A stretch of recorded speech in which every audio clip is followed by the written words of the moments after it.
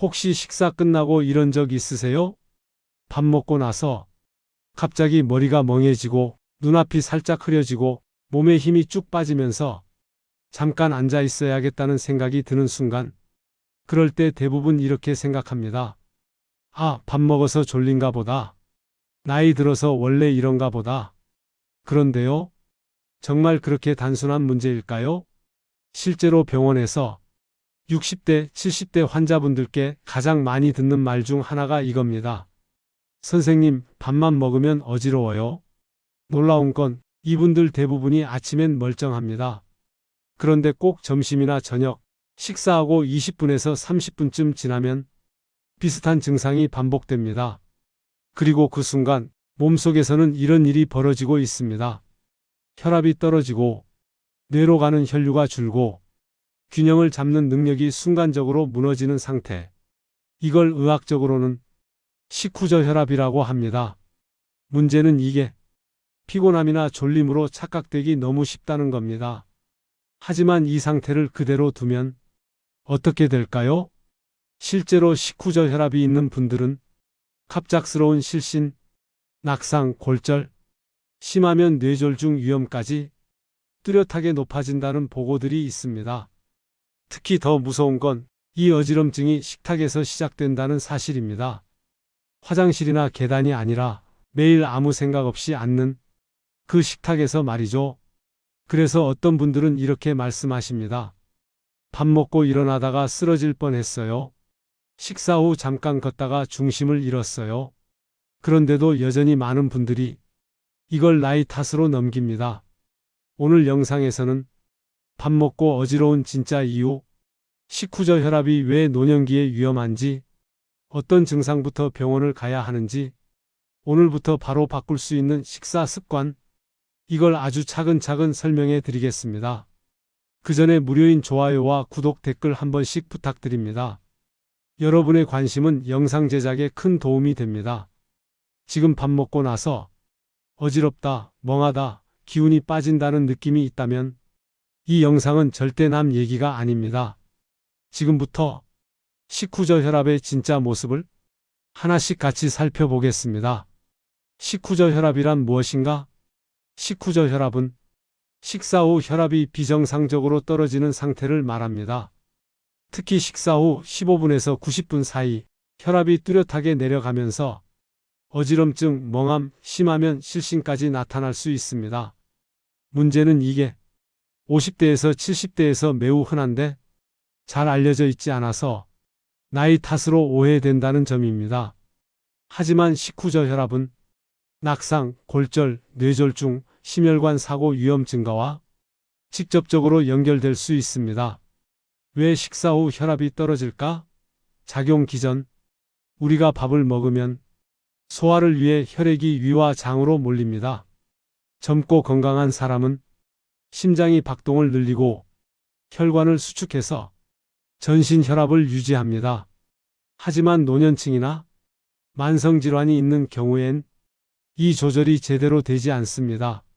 그 결과 전신 혈압이 유지되지 못하고 떨어지는 것, 이게 바로 식후저혈압입니다. 이런 증상이 있다면 의심하세요. 신호. 식사 후에 아래 증상이 반복된다면 주의가 필요합니다. 어지럽고 멍한 느낌, 갑자기 힘이 빠짐, 식은땀, 졸음이 과도하게 심해짐, 집중력 저하, 시야가 흐려짐, 귀 먹먹함, 심한 경우 실신, 넘어질 뻔한 경험, 특히 아침보다 점심 저녁 후 증상이 심하다면 식후저혈압 가능성이 더 높습니다. 헷갈리는 것들과의 차이, 감별 포인트. 많이 헷갈리는 게 이겁니다. 기립성 저혈압, 일어설 때 혈압이 떨어짐, 식후저혈압, 식사와 시간적으로 뚜렷하게 연결됨, 단순 졸림, 혈압 변화 없이 잠깐 졸림, 식후저혈압, 실제 혈압 수치가 감소. 핵심은 식사와 증상의 관계입니다.